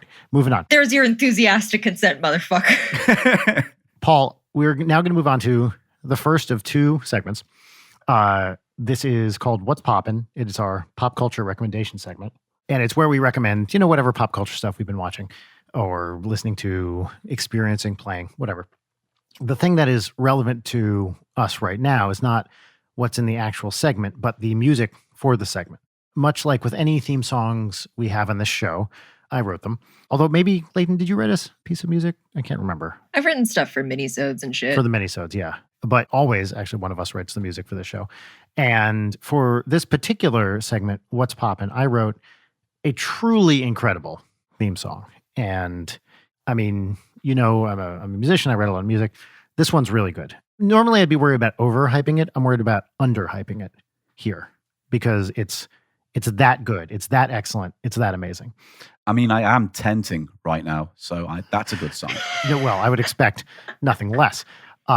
So what I want you to do, we're gonna play it for you, and I want your honest, unvarnished reaction to it. Is it merely incredible? Is it extra amazing? is it perhaps the best thing you've ever heard? You can be honest. You just got to play it quick because I think I'm about to come. So you need to strike while the iron's hot. That's very on brand for this podcast. There's a lot of discussion of cum. You could consider us scholars of cum. Then you need to listen to Cheap Show because that's all that podcast is. We pioneered a phrase on the last episode with Miles Luna, which was a cum drop, which is we just do a little radio style cum drop. I don't want to prolong this anymore. I'm going to play it for you right now. This incredible theme song. Tell me what you think. Here it is. What's poppin'? What's poppin'? And there we go. Right. I didn't hear a thing. It was completely silent then. Go fuck yourself, Brian. Unless you've got Mike Batt and delivered a jingle that is like literally 7 seconds of silence, then I don't know. It's just a real brown note that enrages me. The point is that once again, this very stupid bit that I love to do has failed. Right, good. Well, it was very challenging. Good. In the event that Paul had responded positively, as we saw last week with Miles, who yes-anded you in a way that made me furious, I was holding a pair of pants the entire time so that when I screamed, it would not clip the mic as hard. The thing is, I am still hard and I don't know what to do. Brian, do the entire bit again, but slower. For it to be yes-anding, it has to be clear that the other person is establishing something, which it is not in my case. The whole premise of the bit is flawed and is my fault. We got a YouTube comment that I really loved that was like when Brian starts doing the what's poppin' bit and then they did like fast forward 10 seconds, fast forward 10 seconds, fast forward 10 seconds. Good. Good. That's how you know we have true fans. This is how I know it's a proper podcast, because you do the yes-anding when it comes to, conversation. Eli and I, we discovered that our podcast is built on no but. So that's how we have our conversations. That's the way to go. Sometimes you got to do the no but. You have to. It's funny. Yeah. For all of the fucking yes and rules of improv bullshit, sometimes the funniest thing you can do is just knock someone the fuck down. Yeah, sadly. All right, let's do this fucking stupid segment. Paul, what's poppin'? There's a book that's been out for a few years, but it's if you're interested in the paranormal, I always recommend people read it. First of all, it's a great read. It's lots of fun. If you like John Ronson type stuff, you'll enjoy it. It's called Will Storr versus the Supernatural. It's just a great book. So basically, Will Storr is a journalist in the UK. He's written for a bunch of magazines and newspapers. And during one research article into demonology, he went on a ghost hunt. And that led him on to basically exploring ghost hunting around the world. And it takes him to strange parts of America, and it takes him to the Vatican, and it talks about the Enfield poltergeist in it, which is a very famous poltergeist case in the UK. If anyone knows about it in America at all, it's probably because of the awful film Conjuring 2. Put the Warrens, who I hate, front and center in a story they didn't actually take. Yeah, fuck them. Yeah, they weren't there at all during that whole case, but they apparently saved the day. Anyway, the book goes in chapter by chapter with these kind of experiences he has with believers and skeptics and the theories of ghosts. It's great because it sits on the fence, which to some extent could be annoying, but because of the way the story develops and how it ultimately ends, how it kind of loops back on itself, it feels like a complete experience. It's just a very good read. It's been out for a while, but I read it recently because I was getting ready to do my research for my own stuff. And I just forgot how amazing that book is. So I always like to recommend it when I can. Of course. And for this segment, it is almost never a new thing or from the past 5 years. I mean, Brian, it's mostly 30-year-old yacht rock. Hey.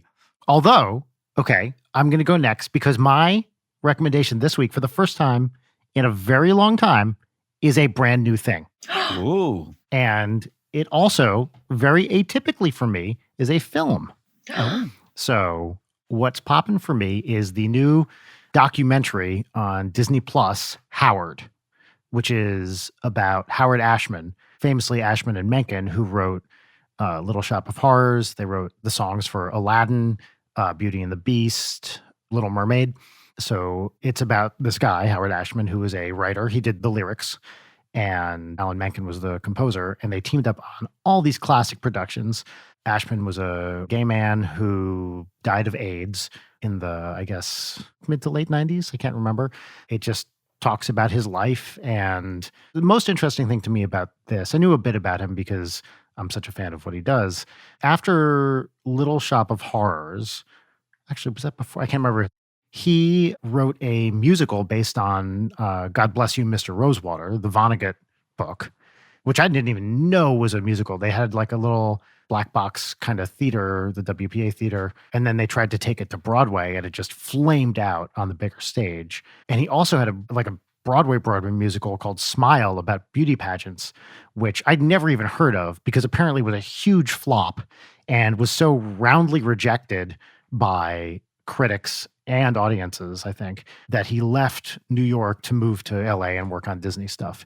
And that's when he ended up doing all the Disney stuff from him and Mencken that people love.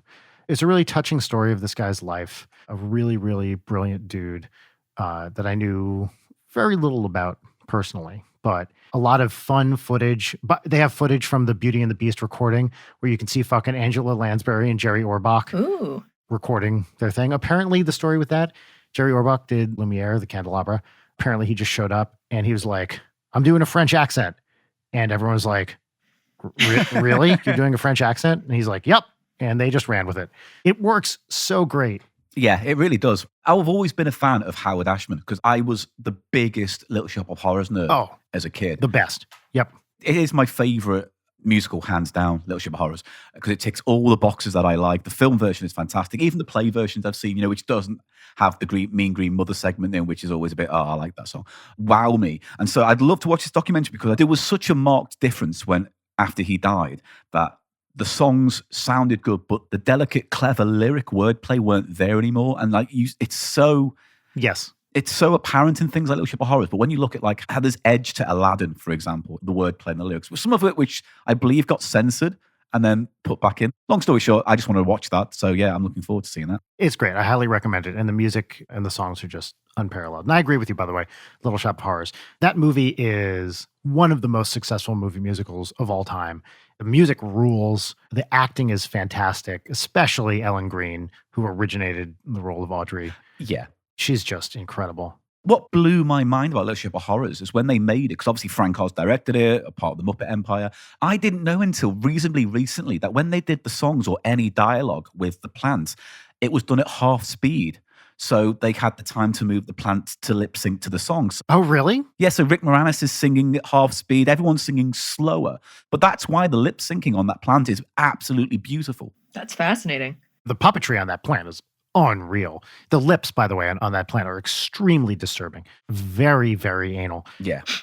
People will often ask us if we named Audrey after Audrey Hepburn. And the answer is we didn't name her after anyone. We just like the name Audrey. But if pressed, we will say we named her after Audrey from Little Shop of Horrors, or Audrey 2, depending on what we're feeling. Yeah. All right, Layden, what's poppin'?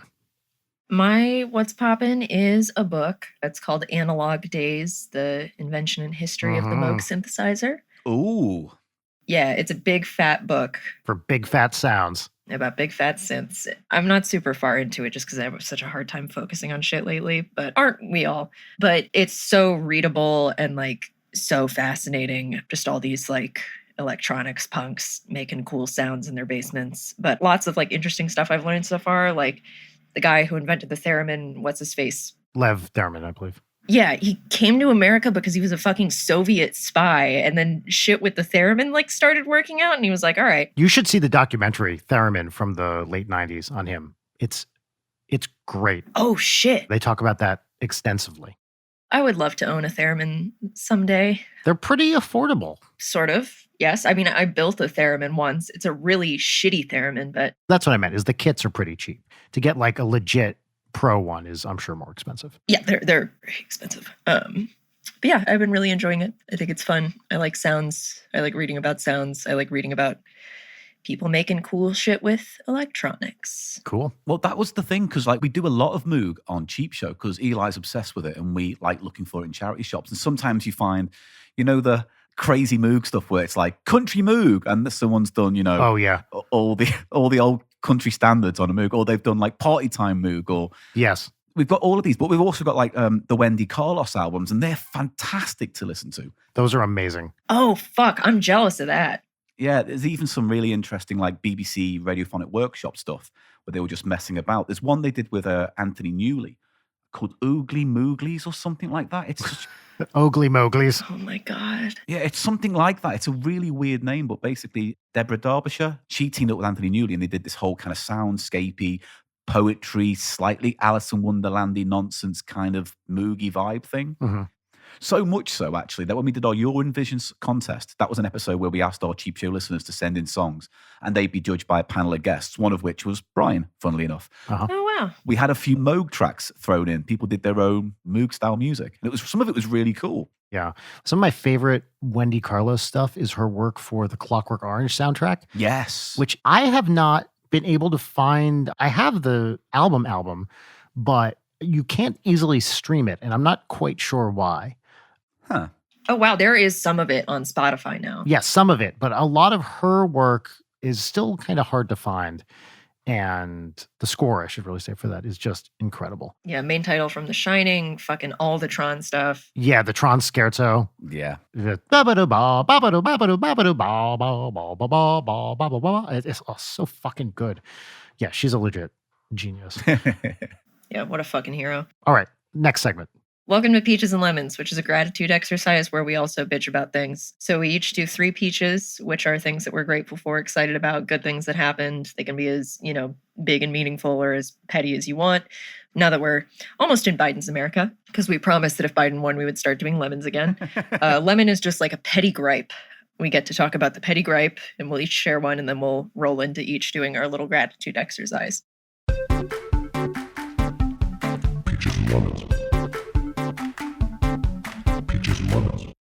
So who has a lemon? I can go real quick. I am writing some puzzles right now with some friends for a thing I'm working on. I don't want to talk about too much because I don't know if I'm at liberty to say, but my close friend Jeff, who is a very smart man, who's also a very good puzzle constructor, made a Sudoku variant that took me all fucking week to solve. And on hour, 9 of working on this thing, looking at on and off all week, I had about 4 squares left, 4 numbers. It was not a normal Sudoku. There was a twist to it that is too hard to describe, but it had very minimal information. I finally got it after banging my head against this wall for this thing. I had 4 squares left and I realized I made a mistake and I had to start the fuck over. And it went a lot faster. I eventually did it, but Hey. oh my God, that feeling where I was like, yeah, I finally got it. I was looking at just the right place. I finally got it and I can move on. And then to see 2 6s in the same row. Oh, fuck you, 6. So that's my lemon is I spent a lot of time on this really brilliant puzzle that he wrote, which was very fun. But that feeling of I'm almost done. Wait, nope. Daddy was not a happy camper. That's a good lemon. Paul. Yeah, I'm bored of 24-hour news now. We don't need it. That was all I was going to really say. I liked it when news came once or twice a day at certain times, 6 or 10 or in the morning. I liked it. It was considered, calculated, reviewed, edited, put up with some thought behind it. I think it was better for mental health. Very, very much so. And I think you could easily remove 24-hour rolling news now and still got your Twitter and your Facebook for your outlets of carrying on talking whatever you need to say just to keep your show running past the hour mark you need to clock off the day before another presenter comes on with a bunch of producers who also have to think about things to say for the next 3 or 4 hours. That's desperate, and they look for whatever's going to be popular with angry people on Twitter. Yeah. It's one of those things where, like, if you put the information that we consume in one day into the brain of, like, a man from the 1800s, like, his brain would release a chemical that would kill him instantly. Yeah. Like, we're not built for this much information. Self-preservation. Yeah. I work on a lot of overnight radio shows that do talk stuff where people call up and they talk to the presenter about whatever's topical. It's just been weird that in the UK for the past, 4 years, It's been tough to find subjects that wasn't Brexit. Oh, yeah. Every other week it was Brexit. And I remember I was sitting with a presenter and go, I would kill for some different news. And then literally the next week, the pandemic happened, and then nothing but pandemic news and now I'm at the stage where, I could really do with a bit of Brexit news to break this up, just to keep things interesting. Just a little variety. But what's been interesting about it is that it's both an annoyance to me, but also I kind of understand that it's necessary. Is that a lot of people call up, and the audience that call up are usually people in their 50s, a lot older, maybe really elderly, and sometimes the only company they have is that presenter on a late night talk radio station at 1 a.m, talking to them or talking about things they're interested in. And when the pandemic broke out, there's a lot of really panicked old people. It's really complicated without going into the politics of the BBC and how they wanted to close down a lot of local stations and blah, blah, blah, and funnel it all through 5 Live or BBC London. Long story short, it eventually became I was producing the national talk overnight station from London where everyone in the UK was calling. And it was just overwhelming. So many people didn't know anything, but they would always be watching the news. So they knew what was going on, but they literally didn't know how to translate that into facts that worked for them. Amazing. And so you've got this situation where you're providing a service, but then you're also hearing a lot of really batshit crazy stuff from old people who don't know how science work. Yeah. So it's tough because a lot of frightened people, but also a lot of really selfish, horrible people who are like, this doesn't affect me. I don't care. I'm going to crack on and do what I always do. Yeah. Love it. I cannot relate to people who watch TV news regularly. It's so foreign to me now. I mean, I can relate to people who are constantly refreshing Twitter feeds. Yeah, as if that's arguably more harmful. It'd be less disturbing than if you just had someone standing outside your window stabbing pets. Yeah, screaming news at you all the time. Anyway, Leighton. My lemon is sort of like a half lemon. So my grandparents sent me a really, really lovely Christmas gift, which was a huge box of C's candies. So like 4 of the samplers and like a bag of chocolate balls and lollipops and peanut brittle and stuff, which is so sweet and considerate. I love getting food for a gift. The lemon is that I cannot have this shit in my home. This is a nightmare. Like my sleep schedule is fucked. I'm on medication that like is an appetite stimulant, is one of the side effects. So I'm like, it's 10 p.m. Sounds like a great time to eat a bunch of chocolate. And then I'm up at 4 a.m. like Barfing chocolate. God damn it. Not even that, just being like, why do my teeth are fuzzy? Why do I do this to myself? So yeah, that's my line. Cool. So let's move into peaches. Who wants to do some peaches? I have some very exciting things I can discuss. Very exciting. Paul has been so gracious with his time. I'm going to get through these pretty fast. Mate, I'm pretty good for time. Well, then I will take my time. Yeah, to at least talk slower. Come on, he's still hard. Like, we got to get there. Yeah, I am. I'm foaming. Yeah, that's a thing a dick does. It foams. Well, mine does. That's all I can say. Yeah. Mine looks like a rabid dog right now. Just rabid dick. Everything is normal. That's the answer. Everything is normal. So, first peach number 1. A few months ago now, Rachel bought a snail habitat, and then we realized we have no place nearby to catch snails. So she went online to buy some snails and found them for sale on Etsy, which, okay. Oh, some vintage handcrafted snails? They show up at our house, and they have been shipped from Greece. There was Greek postage on it. It was clearly from Greece. What? 3 little snails, about an inch big each. Did you know snails basically, I don't know if it's called hibernation or whatever, but they can basically go to sleep for like years at a time if it's too dry. Huh. And then, so she put them in this little pudding cup, basically, with some holes in it so they can breathe, and some wrap over the top. They form a little membrane over the openings of their shells to keep in moisture. And then you peel that little membrane off and you put them in a little pool of water. And these fuckers woke up right away and started snailing around. And we put them in our little snail habitat. And Audrey lost her fucking mind. It was the greatest thing she has ever seen. Excellent. She was glued to this snail habitat. We fed him some little carrots and some lettuce. She watched these snails for like 3 hours.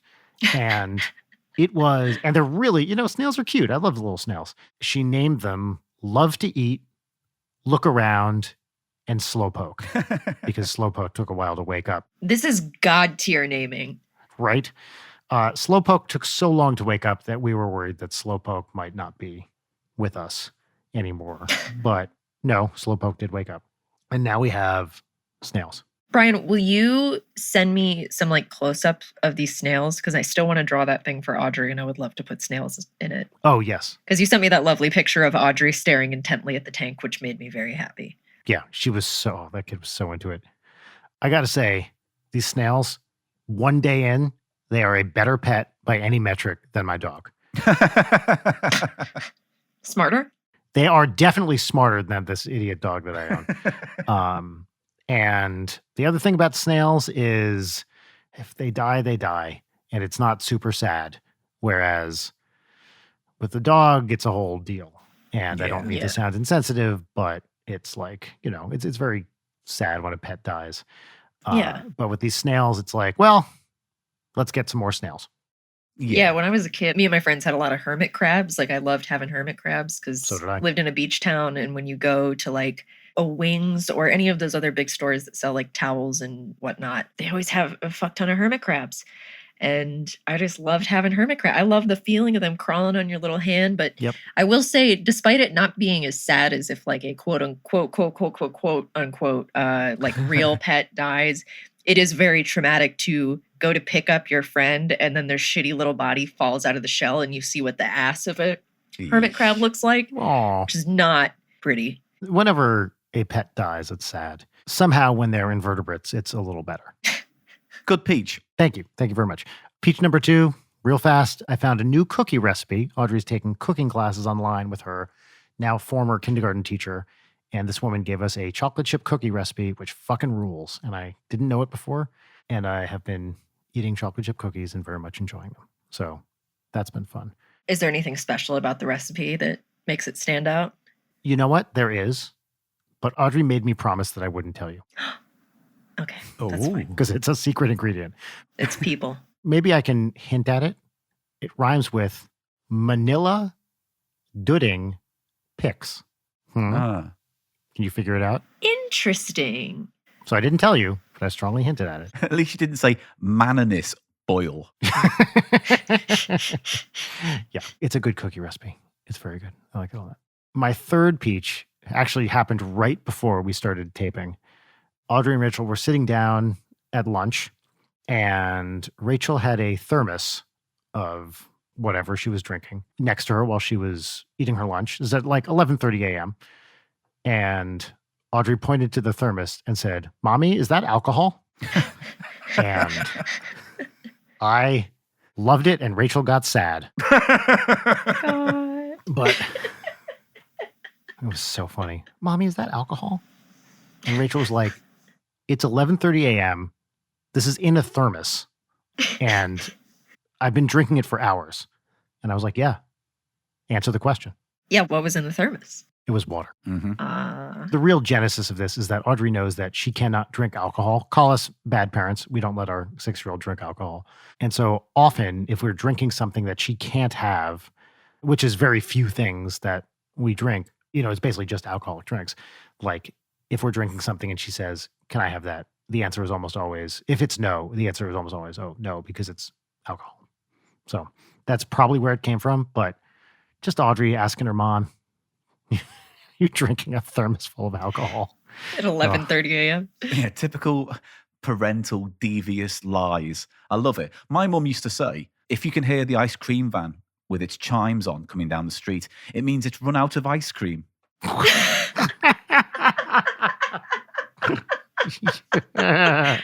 That is evil. And that worked like a charm. That reminds me of something. I think I might have talked about this on the show before. One of my favorite things ever, very similar to that. It's something I heard on a show. It's not someone I know personally.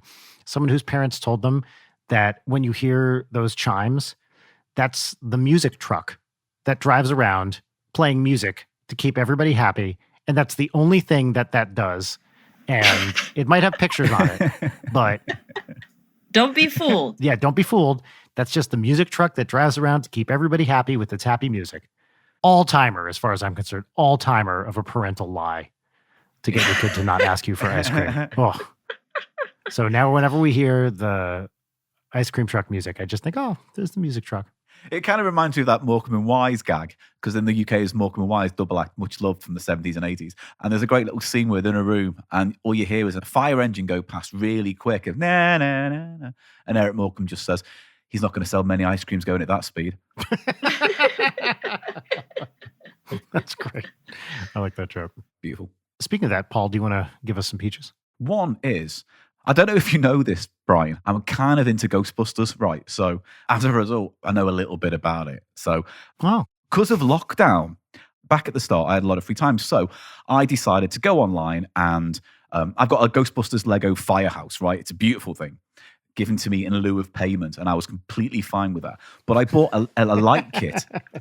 I bought a light kit for it. So all the lights light up and the lamps at the front and the traffic light turns on and off.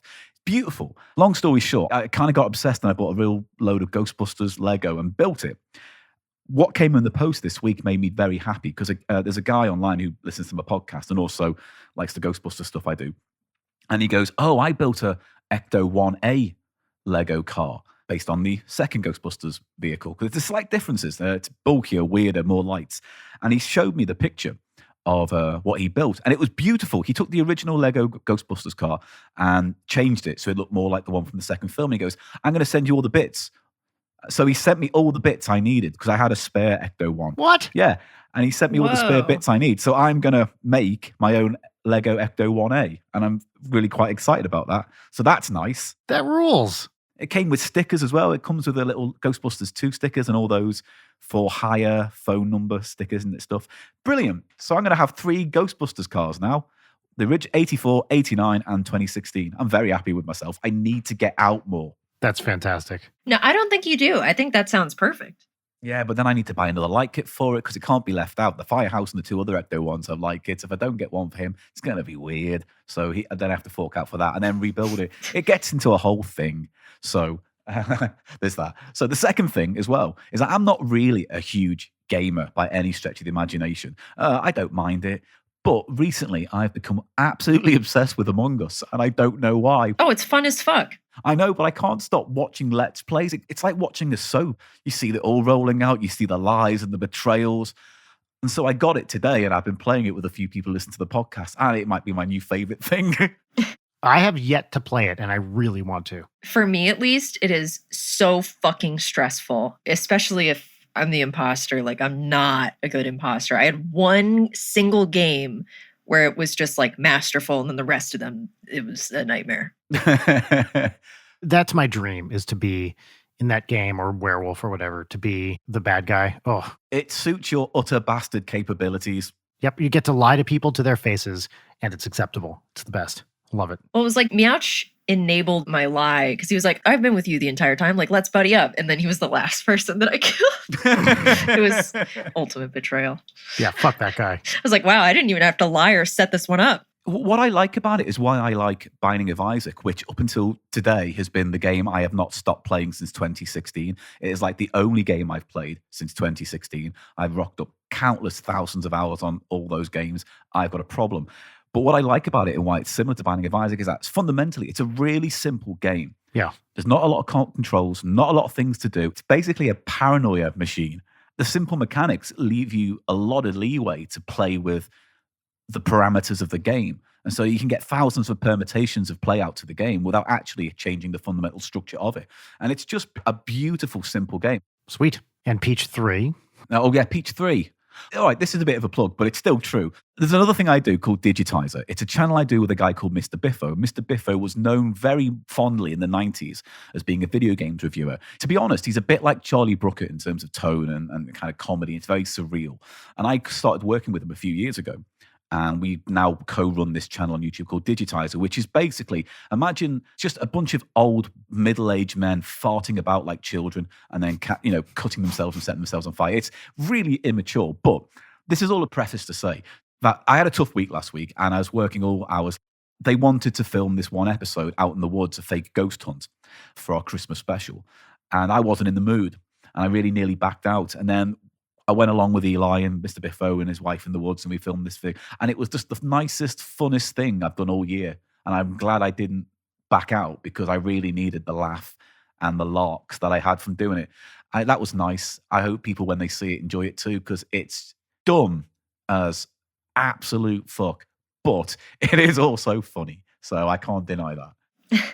As all the best things are, just dumb as absolute fuck. I'm all for highbrow humor and satire and smarts and wordplay. But I think, if I'm going to be honest, hand on heart, I know I'm a scatological comedian. That is my bread and butter. I'm fine with that. I came to peace with that.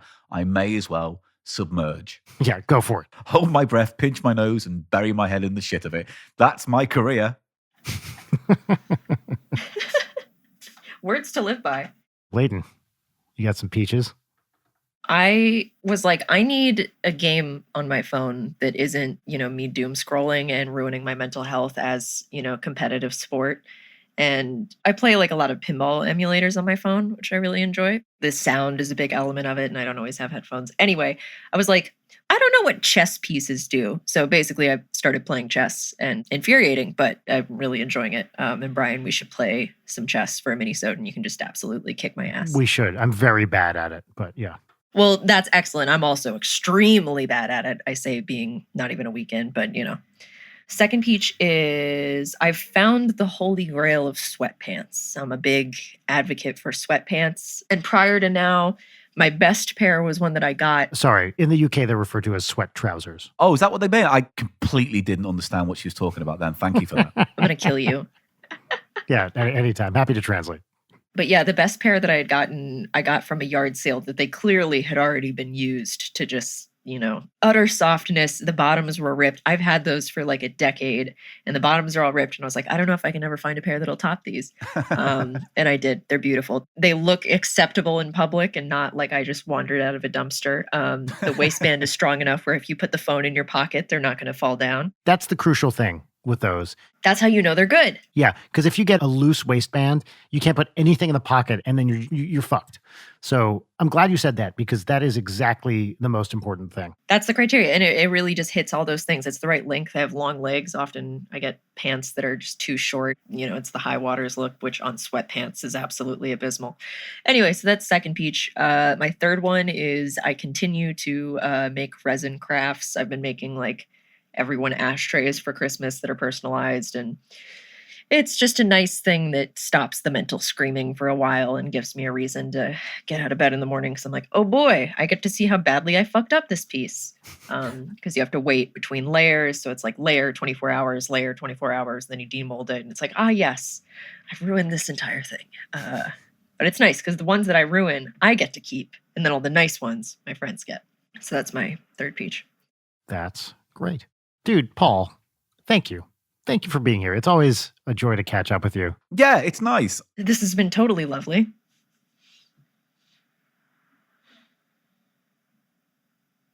I'm letting this pause sit here. Let it hang. This one. Yeah, dude, it's so nice to spend some time with you. So thank you for taking all this time to hang out and just be a part of this. I've been meaning to ask you to be on the show for a while, so I'm glad we finally did it. No, it's been nice. You've always hopped in on my mucky podcast, so it's nice to come on yours and, smear myself across it liberally. So thank you. Yeah, and talk about your erect foaming penis. Yeah. So yeah, no, lovely. Thank you. It's always a pleasure, and I'll happily come back whenever you get desperate. Yes, you're our fallback position. We're already there. Can you describe the many places that people can find you? The easiest place is my Twitter handle at Paul Gannon Show. From there, you can find my podcast, which is called Cheap Show, an economy comedy podcast about looking for the bargain bins of Great Britain and pulling out the treasure. So that's thecheapshow.co.uk, but we're on nearly every single app and podcast app you can think of. So it's easy to find. Cheap Show, all one word. And then also Digitizer, the weird, very strange show I do with Mr. Biffo. And you can just look for Digitizer on YouTube. It's that simple. That's kind of my main concerns. That's all I do. The radio stuff ain't that interesting. It's all a bit political. I do want to recommend to people, if they want to check out any episode of Cheap Show to start, they should check out the Urine Vision one, which is a long episode, but features some judging from me. My favorite thing to do is to judge people, and I get to do it publicly here. And it's a song contest. And as you said before, some people came up with some like legit cool shit. Yeah. So it's a funny episode and you can listen to some cool, very DIY fun music. That's lovely. Yeah. And also, it's an odd show. Going in at that episode will frighten you.